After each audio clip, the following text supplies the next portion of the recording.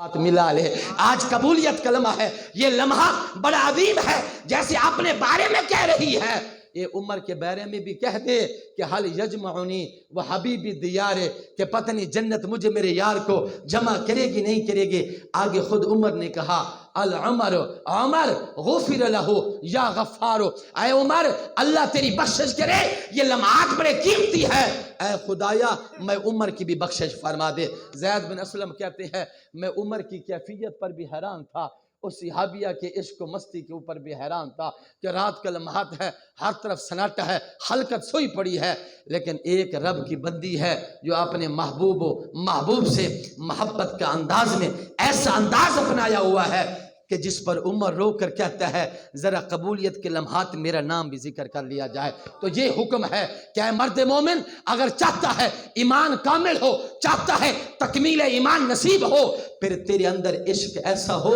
جیسے محبوب کے صحابہ کا تھا. مکہ پاک کے اندر ابھی میرے آقا نے جو ہے مدینہ پاک تشریف لا چکے تھے. ایک صحابی ہیں نام سعد بن ابی وقاص ہے.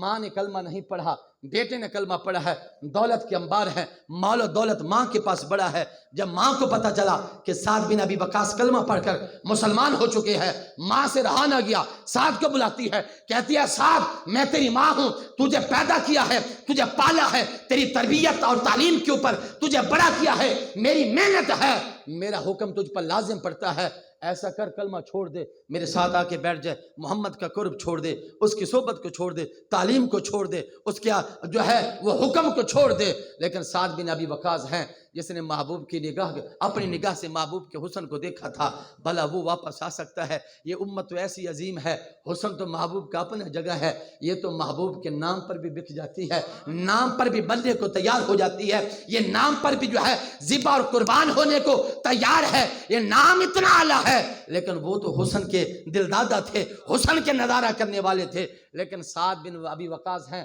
ماں کی بات نہیں سنتے. چند روز گزرے ہیں، ماں نے ایک پروپیگنڈا بنایا، اس نے کہا زید میری بات مان لے وگرنہ میں اپنے آپ کو بھوکا پیاسا رکھوں گی. سعد نے کہا رکھ لیجئے. اب ایک روز گزرا نہ کچھ کھایا نہ پیا، دوسرا روز گزرا نہ کھایا نہ پیا، جب تیسرا روز گزرا وہ بھوک و پیاس کی شدت سے نڈھال ہو کر ماں بے ہوش ہو جاتی ہے. بھائی پیغام بھیجتا ہے اے سعد اماں جاتی ہے، لوگ کیا کہیں گے، سعد کی وجہ سے ماں مر گئی ہے، لوگ باتیں بنائیں گے، تجھ پر لازم بنتا ہے آجا ماں کو دلاسا دے، ماں کو کوئی بات بتا تاکہ ماں واپس آ جائے اور بے ہوشی سے عالم ہوش کے اندر آ جائے اور پھر بچ بھی جائے. سعد آتا ضرور ہے، ماں کے اوپر پانی ڈالا گیا، ماں ہوش میں آتی ہے. اس نے کہا بیٹا تو آ گیا ہے؟ کہا ماں وہ ویسے نہیں آیا، ویسے ہی آیا ہوں، کلمہ چھوڑ کے نہیں آیا، تجھے دیکھنے آیا ہوں. کہا میں مر جاؤں گی. اس نے کہا ماں بات سن، آپ کی ایک جان ہے جس کی دھمکی آپ مجھے دیتے ہیں، اگر آپ کی 1000 جان ہو اور ہر جان کے بدل پر تو مجھے یہ کہے اے سعد واپس آ میں مرتی ہوں، اے سعد واپس آ میں مرتی ہوں، اے اماں میں تیری ایک ایک جان محمد کی محبت پہ قربان کرتا جاؤں، 1000 جانیں بھی نچھاور کر دی جائیں گی لیکن محبوب کے قرب کو چھوڑا نہیں جائے گا، محبوب کی صحبت کو چھوڑا نہیں جائے گا. اے ماں تجھے تو قربان کر سکتا ہوں پر محبوب کے قرب کو پیچھے نہیں کیا جا سکتا. کیا وہ اولادیں نہیں تھے؟ کیا ان کو مال و اسباب نہیں چاہیے تھے؟ کیا ان کو پراپرٹی اور جائیداد کی طالب نہیں تھے؟ سب کچھ تھا لیکن محبوب کا عشق غالب تھا، محبوب کی محبت غالب تھی، محبوب کا پیار غالب تھا. اس لیے انہوں نے کہا کہ جس طرح کہ قرآن فرماتا ہے قل ان کان آباؤکم وابناؤکم واخوانکم وازواجکم وعشیرتکم واموال اقترفتموها وتجارت تخشون کسادها. اے انسان تیری ہر چیز سے بڑھ کر میرے محبوب زیادہ محبوب ہونے چاہیے. اگر میرے محبوب سے بڑھ کر تمہارے ماں باپ، تمہاری اولاد، عزیز و اقارب اور بیوی اور جدادیں زیادہ محبوب ہیں، اللہ فرماتے ہیں پھر تمہارا ایمان منہ پہ مار دیا جائے گا، تمہارے اس ایمان و عبادت کی رب کو ضرورت نہیں ہے. مراب ان باتوں کی اہمیت تب ہوگی جب سب سے بڑھ کر محمد پاک کی محبت کی اہمیت ہوگی. حضور والا عشق محبوب کے بغیر کچھ نہیں ہے. حدیث پاک سماعت فرمائیے ابو صحابہ کے عشق کتنا تھا، ان کا پیار کتنا تھا. حدیث مبارکہ میں آتا ہے میرے آقا علیہ الصلوۃ والسلام جب جنگ احد کے اندر آتے ہیں، میدان کے اندر جنگ اتنی شدت سے لڑی جاتی ہے کہ مدینے میں افواہ پھیل جاتی ہے کہ معاذ اللہ محبوب کو شہید کر دیا گیا ہے. چوتھا پارہ آپ پڑھ لیں، چوتھے پارے کا رکوع نمبر 5-6 کے اندر غزوہ احد کے واقعات چل رہے ہیں کہ فرمایا محبوب کو شہید کر دیا گیا ہے۔ ایک انصاریہ صحابی ہے، وہ جب یہ بات سنتی ہے وہ بے چین ہو جاتی ہے۔ پر کیسے بے چین آتا، قرار کیسے آتا؟ جن کے دل اور قلوب و اذہان کا قرار ذات محمد صلی اللہ علیہ وسلم ہو، بھلا یہ خبر ان کو قرار کیسے دے سکتے تھے؟ اب وہ بے چین ہو جاتی ہے۔ لیکن صحابی وہ ہے کہ اسی جنگ کے اندر اس کا شوہر بھی آیا ہوا ہے، اس کا باپ بھی آیا ہوا ہے، اس کا بھائی بھی آیا ہوا ہے۔ یہ 3 رشتے ہیں، عورت کے مقدس ہوتے ہیں، اعلیٰ ہوتے ہیں، عرفہ و معظم ہوتے ہیں۔ یہ تینوں رشتے جو ہیں وہ میدان جہاد کے اندر تھے۔ اب عورت کو جب خبر یہ پہنچتی ہے کہ محبوب کو شہید کر دیا گیا ہے، عورت بے قرار ہو جاتی ہے۔ اب وہ مدینہ سے باہر گلی کے کنارے پہ کھڑی ہے، ہر آنے والے سے پوچھتی ہے ما فعل رسول اللہ صلی اللہ علیہ وسلم، اے آنے والے بتلاؤ میرے محبوب کیسے ہیں؟ این محمد، محبوب کہاں پر ہے؟ ما فعل رسول اللہ، بتلائیے تو صحیح ان کے ساتھ کیا ہوا ہے؟ اب آنے والوں نے بتایا قتل ابو کے، تیرا باپ شہید ہو گیا ہے۔ یہ بہت بڑی خبر تھی، یہ بہت بڑے دردناک یہ خبر پہنچائی گی، تیرا باپ شہید ہو گیا جو تیرے سر کا مالک تھا، جس نے تجھے ایک عزت کا تاج دیا ہوا تھا۔ اور باپ بہت بڑی ہستی ہوتی ہے اولاد کے لیے، اور بہت بڑا نام ہوتا ہے۔ اور جب باپ کے بیٹے کے سامنے یا بیٹی کے سامنے باپ کی وفات کی خبر آتی ہے، وہ آپے سے باہر ہو جاتی ہے، وہ برداشت نہیں کر سکتے۔ اور کہیں ہمارے ہاں تو یہ بھی ہے، بین کیا جاتا ہے، نوح کیا جاتا ہے، آوازیں کسی جاتی ہے، اور اپنی رانوں اور اپنے چہروں پر تماچے مارے جاتے ہیں، جو کہ شرع محمد کے اندر حرام ہے اور گناہ کبیرہ ہے۔ ہمارے اندر تو یہ ہے، لیکن اس صحابیہ کی عظمت کو سلام ہے۔ آنے والوں نے بتایا قتل ابو کے، اے خاتون انصاریہ صحابیہ، تیرا باپ شہید ہو چکا ہے، میدان جہاد کے اندر جام شہادت نوش کر گیا ہے۔ باپ کی خبر سننے سے وہ گری نہیں ہے، روئی نہیں ہے، بزدل نہیں ہوئی، بیٹھی نہیں ہے، ہائے ہائے نہیں کی، رویا نہیں ہے، نوحہ نہیں کیا، بین نہیں کیا، بس زبان سے ایک ہی جملہ آیا، چھوڑ دیجئے، یہ بتلائیے ما فعل رسول اللہ، مجھے باپ کی خبر نہ دو کہ میرے باپ کیسے ہیں، مجھے یہ بتلاؤ، اے بتلانے والے، اے خبر دینے والے، یہ بتلا میرے محبوب کیسے ہیں، میری زندگی کا جو معیار ہے، معبر مرکز ہے، وہ ذات کیسی ہے، میرے محبوب کیسے ہیں۔ پھر آگے پوچھتی ہے دیوانہ وار ہو کر، این محمد، این محمد، میرے محبوب ہیں کہاں؟ ارونی ہی حتی انظرا، دکھاؤ تو صحیح، میں دیکھنا چاہتی ہوں میرے محبوب کدھر ہیں۔ اس نے بتایا کہ قتل زوجو کے، تیرا شوہر بھی شہید ہو چکا ہے۔ اس نے کہا ما فعل رسول اللہ، حالانکہ شوہر عورت کے لیے بہت بڑا مان ہوتا ہے، بہت بڑا سبب ہوتا ہے کہ وہ عورت کے جن کے سر کے اوپر شوہر کا سایہ موجود ہے، اس کا جو ہے وہ ساتھ موجود ہے، وہ عزت والی اور مرتبے والی شمار ہوتی ہے۔ اور اگر شوہر فوت ہو جائے تو عورت ایک طرح سے لوارثہ ہو جاتی ہے اور بالکل بے سہارا ہو جاتی ہے۔ دنیا کا سب سے مضبوط سہارا عورت کے لیے شوہر کی شکل میں ہوا کرتا ہے۔ اب شوہر کی خبر آتی ہے کہ قتل زوجو کے، لیکن قربان جو صحابی کی عظمت پر، اس کے جو ہے وہ محبت پر، اور اس کے وہاں پر قابل برداشت ہونے پر یہ بتلایا جاتا ہے قتل زوجو کے، تیرا شوہر شہید ہو گیا، لیکن اس کی زبان سے ایک لفظ ہے ما فعل رسول اللہ صلی اللہ علیہ وسلم، اے بتلانے والی مجھے میرے شوہر کا نہ بتلاؤ، کیونکہ میری زندگی کی بہار محبوب کے ساتھ ہے، میرا مرنا جینا محبوب کے ساتھ ہے، میری زندگی کا معیار محبوب کے ساتھ ہے، میری محبت کا مرکز محبوب کے ساتھ ہے۔ اگر مجھے یہ نہ بتلا میرا شوہر شہید ہو گیا، مجھے یہ بتلا ما فعل رسول اللہ، میرے محبوب کا کیا حال ہے؟ این محمد، میرے محبوب ہیں کدھر؟ ارونی ہی حتی انظرا، اور بتلاؤ تو صحیح، دکھلاؤ تو صحیح، جب تک آنکھوں سے دیکھوں گے نہیں مجھے چین و سکون نہیں آئے گا۔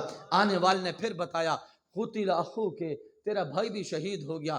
حالانکہ بھائی بھی بہت بڑی طاقت ہوتا ہے بہن کے لیے، ایک بہت بڑی قوت ہوتا ہے، لیکن وہاں پر بھی وہ لرزائی نہیں ہے، اس کے اوپر کوئی گریہ زاری نہیں آیا، کوئی رونا پن نہیں آیا، وہ کمزور نہیں ہوئی، اس کی ہمت کو بقا تھی، اس کی محبت کو دوام تھا، اس کے پاؤں کے اندر ثبات تھا، کوئی تذبذب کا شکار نہیں ہوئی، کوئی متزلزل نہیں ہوئی۔ جب کہا جاتا ہے قتل اخوک کے اس کی زبان سے ایک ہی لفظ نکلتا ہے ما فعل رسول اللہ، آنے والے مجھے بھائی کا نہ بتلا، مجھے یہ بتلا میرے آقا کیسے ہیں۔ یارو 3 رشتے عورت کے ہیں، باپ ہے، شوہر ہے، بھائی ہے، فوت ہو گئے، شہید ہو گئے، خبر آ چکی ہے، لیکن ایک جملہ ان کی زبان پہ رہتا ہے، یہ بتلاؤ میرے محبوب کیسے ہے، این محمد، وہ میرے محبوب ہیں کدھر، دکھلاؤ تو صحیح۔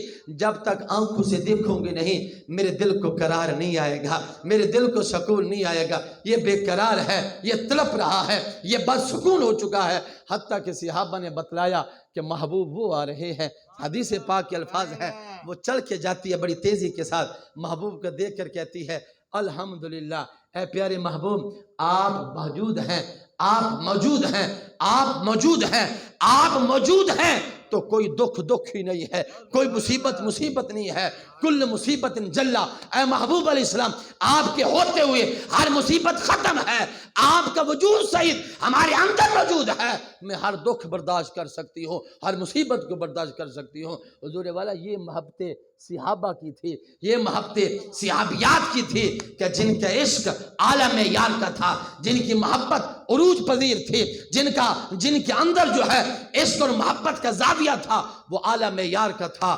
انہوں نے یہ کہا کہ ہمارا جینا ہمارا مرنا فقط ذات محمد صلی اللہ علیہ وآلہ وسلم کے لیے ہے، آپ کی خاطر ہے۔ اس لیے قرآن کہتا ہے کہ اے ایمان والو اگر دنیا میں ہدایت پانا چاہتے ہو پھر اپنی زندگی کے اندر محور و مرکز محبت کا جو ہے وہ محمد پاک کی ذات کو بنا لیا جائے۔ اس لیے میرے آقا علیہ السلام نے جب عمر پاک کا ہاتھ پکڑا چلتے جا رہے تھے تو عمر پاک نے خود کہا آج کہ یا رسول اللہ علیہ وسلم یہ میری جان ہے، اس جان کے علاوہ ہر چیز سے بڑھ کر میں آپ سے محبت کرتا ہوں۔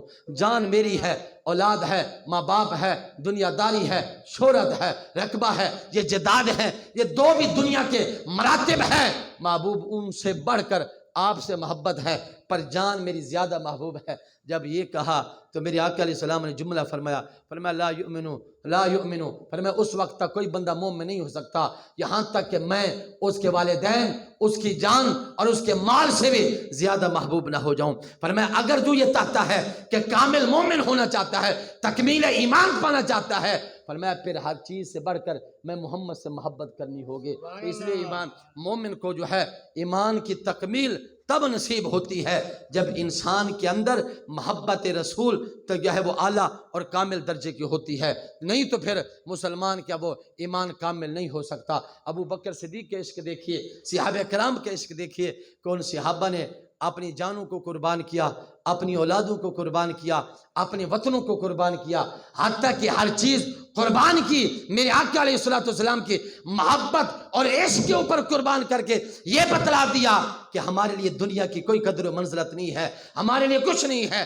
اور مجھے وہ بات بھی یاد آئی ہے کہ جب مسجد نبوی کے صحن کے اندر سیدنا ابو بکر تشریف فرما ہے، آپ کا بڑا بیٹا عبد الرحمن بن ابی بکر وہ تشریف فرما ہوئے، آج کی بابا کیا حال ہے، باتیں ہو رہی ہیں، باتوں میں بات نکل آتی ہے، کہتا ہے بابا وہ وقت یاد ہے آپ کو کہ جب ہم غزوہ بدر میں ملے تھے اور آپ محمد پاک کی صف میں سے تھے اور میں ابو جہل کی صف میں سے تھا، اور جب آئے تھے ہمارا آمنا سامنا ہوتا ہے، ہمارا مقابلہ ہوتا ہے، اے پیارے بابا آپ میری تلوار کے وار کے نیچے آ گئے تھے، میں نے باپ چھوڑ کے آپ کو سمجھ کر چھوڑ دیا تھا کہ باپ ہے، حیاتی بخش دی جائے، جان بخشی کر دی جائے۔ بابا وہ یاد ہے، محدثین کرام فرماتے ہیں جب بیٹے نے جملہ کہا ابو بکر صدیق تھے جن کے ایمان کی گواہی قرآن دے، جن کے عشق و محبت کی گواہی میرے محبوب دے، جن کے قرب کو میرے محبوب فرمائے اے ابو بکر تیرا ایک پل بھی جدا محمد کو برداشت نہیں ہے۔ وہ سیدنا ابو بکر مسجد نبوی کے اندر بیٹھے ہیں، ایک صحابی آتے ہیں، آپ نے فرمایا دور بیٹھا کر محبت میں بڑھوتری ہوتی ہے، ساتھ ابو بکر بیٹھے تھے، آج کی حضور میں بھی دور بیٹھا کروں تاکہ محبت بڑھ جائے، آپ نے فرمایا نہ ابو بکر تیرے بغیر تو ایک پل بھی ہمارا نہیں گزرتا، آپ قریب بیٹھا کریں۔ رازدار نبوت سیدنا ابو بکر کی ذات پاک ہے، بڑے رفیع مرتبے کے مالک ہیں، اب وہ عشق و محبت کے محور و مرکز ہے۔ جب بیٹا یہ کہتا ہے وہ لمحات یاد کرو جب عالم کفر کے مقابلے میں آپ آئے تھے اور میں کافروں کے سب میں تھا، میں نے باپ سمجھ کر چھوڑ دیا تھا، آپ میری تلوار کے وار کے نیچے آئے تھے، وہ لمحہ یاد ہے۔ اب عمر بالکل ضعف کا شکار ہو چکی ہے، بالکل کمزور ہے، لیکن سیدنا ابو بکر صدیق کی عمر بڑھاپے کی طرف ہے۔ یہ جملہ سنتے ہیں آپ کے اندر ایسی حرارت پیدا ہوتی ہے، ایسی قوت پیدا ہوتی ہے، آپ کھڑے ہوتے ہیں اور آپ اس کو للکار کر کہتے ہیں اے میرے بچے سن، تب تو میں تیری تلوار کے وار کے نیچے آیا تھا اور تو نے باپ سمجھ کے چھوڑا، مجھے قسم ہے اس ذات کی جس کے قبضہ اختیار میں ابو بکر کی جان ہے، اگر تو میرے تلوار کے وار کے نیچے آتا تجھے بیٹا سمجھ کے قربان نہ چھوڑ نہ دیتا بلکہ محمد کا دشمن سمجھ کے قتل کر دیتا۔ فرمایا کہ تیرے ساتھ میرا رشتہ یہ رشتہ نہیں ہے، ہمارا رشتہ ہے تو ایمان کے ساتھ ہے، ہمارا رشتہ ہے تو اسلام کے ساتھ ہے، ہمارا رشتہ ہے تو فقط ذات محمد صلی اللہ علیہ وسلم کے ساتھ ہے۔ سیدہ جویریہ رضی اللہ تعالیٰ عنہ مدینہ پاک کے اندر ہے، یہ میرے محبوب کی گھر والی ہیں، مومنوں کی ماں ہے، ام المؤمن سیدہ جویریہ رضی اللہ تعالی عنہا آپ میرے محبوب کے حرم پاک کے اندر ہے۔ یہ بیٹی ابو سفیان کی، اب نصیب کیسا ہے کہ باپ کافر ہے، بیٹی محبوب کے حرم کے اندر ہے، باپ کافر ہے، بیٹی محبوب کے حرم کے اندر ہے، باپ کافر ہے، باپ کافروں کا سردار ہے، لیڈر ہے، اور بیٹی محبوب کے جو ہے وہ گھر کے حسن و جمال کی پیکر بنی ہوئی ہے۔ اب باپ ابو سفیان مدینہ میں آتا ہے، کچھ مذاکرات کے معاملات طے کرنے تھے، تو جب وہاں پر بات نہ بنی، بات تفصیلی ہے لیکن ہم مقصد کی بات کرتے ہیں، ابو سفیان کی بات نہ بنی، جا رہا تھا، دل میں خیال آیا ہوں بیٹی کو ملتا جاتا ہوں۔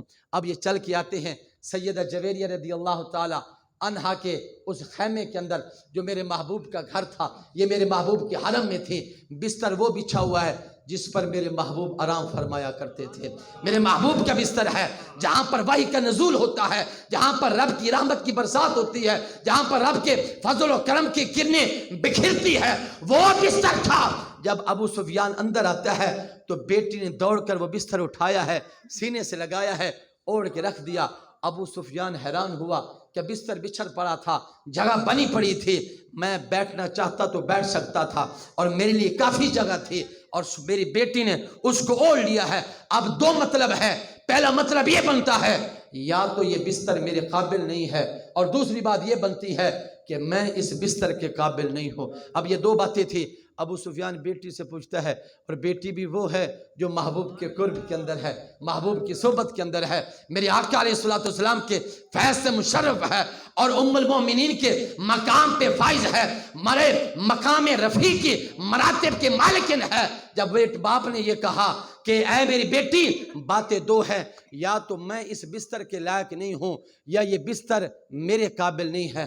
نعرہ تکبیر۔